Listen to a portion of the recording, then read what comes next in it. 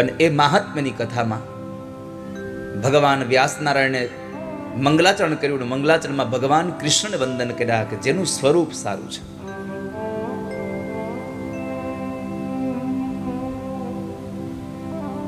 जिसकी प्रतिमा इतनी सुंदर वो कितना सुंदर होगा. મંદિરમાં રહેલી મૂર્તિ એટલી સરસ લાગતી હોય આપણને તો એ પોતે કેટલો સારો હશે. એ ભગવાનની જે આનંદ સ્વરૂપ છે, જે દરેકે દરેક જગ્યાએ છે,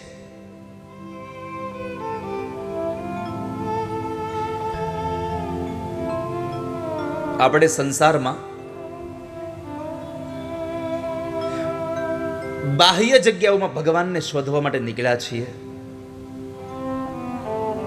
પરમાત્મા ક્યાંય બહાર નથી. પરમાત્મા તમારી ભીતરમાં છે, તમારી અંદર છે પરમાત્મા.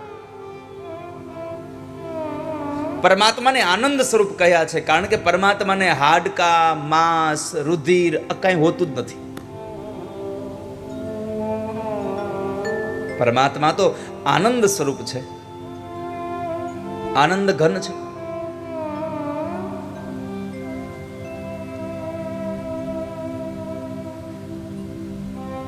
તો જેને જોતાની સાથે આપણને આનંદ મળે એવું સ્વરૂપ સારું છે, એવા પરમાત્માને વંદન કર્યા. બીજું, જેનું સામર્થ્ય સારું છે, વિશ્વોત્પત્યાદિ હેતવે, ઉત્પત્તિ, સ્થિતિ અને લય જેના હાથમાં છે.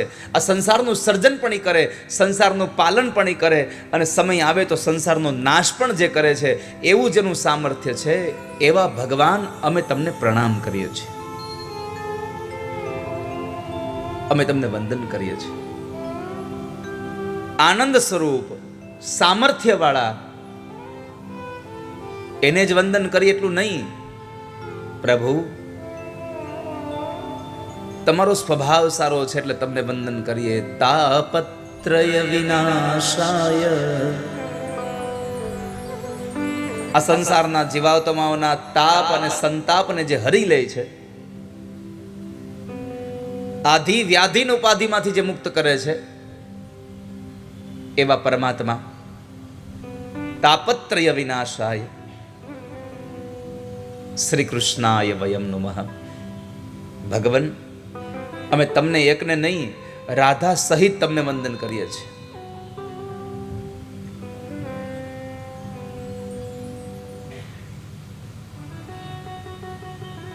તો સત્ય સ્વરૂપ પરમાત્માને,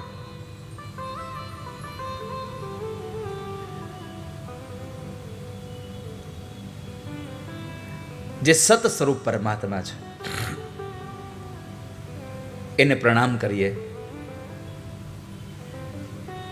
પેલું પ્રણામ ભગવાન જગદગુરુને કર્યું, અને બીજું પ્રણામ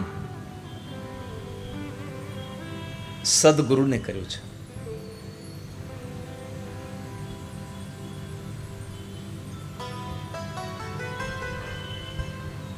જ્ઞાન રૂપાય વિદ્મહે ગુરુદેવાય ધીમહિ તન્નો ગુરુ પ્રચોદયાત.